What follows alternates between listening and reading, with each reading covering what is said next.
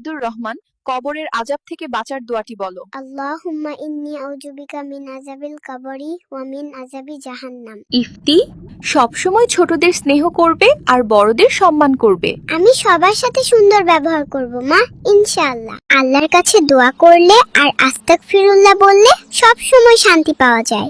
আমি সবসময় আস্তাগফিরুল্লাহ বলবো আম্মু। মৌমাছি কেন এত কাজ করে? কারণ তারা আল্লাহর হুকুম মানে আর মধু বানায়। তাহলে ইফতিও কাজ করবে। আম্মুকে হেল্প করবে। আম্মু, ফল খেলে সওয়াব হয়। হ্যাঁ, হালাল খাবার খেলে বরকত আসে। তাহলে ইফতি আপেল খেয়ে বলবে আলহামদুলিল্লাহ। মামুনি ঘুমানোর আগে পড়বে আল্লাহুম্মা বিসমিকা আমুতু ওয়া আহইয়া। আমিও দোয়া বলি আম্মু, আল্লাহুম্মা বিসমিকা আমুতু। তো আহিয়া আর আস্তাগফিরুল্লাহ বলি। মাছ ধরলে কি পড়তে হয়? আলহামদুলিল্লাহ বলা ভালো। সব রিজিক আল্লাহ দেন।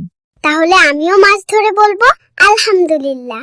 এই তথাকথিত প্রেম, ট্রু লাভ কোনোটাই ভালোবাসা নয়। ভালোবাসা তৈরি হয় বিয়ের মাধ্যমে। কি আছে কি নেই ওটা ভাবার বিষয় না। যা আছে আলহামদুলিল্লাহ, যা নেই ইনশাআল্লাহ। না যা।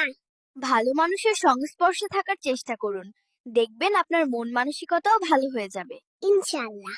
আলহামদুলিল্লাহ পড়লে কি হয় আম্মু? যখন ভালো কিছু পাই তখন আলহামদুলিল্লাহ বললে আল্লাহ খুশি হন, কৃতজ্ঞতা বাড়ে। তাহলে আমি চকলেট প্লেট পেলেই বলবো আম্মু সুবহানাল্লাহ কেন বলি?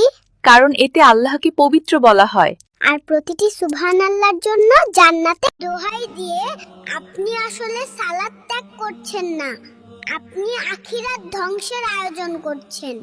ফাতিমা, চিন্তা ও কষ্ট দূর করার দোয়াটি বলো।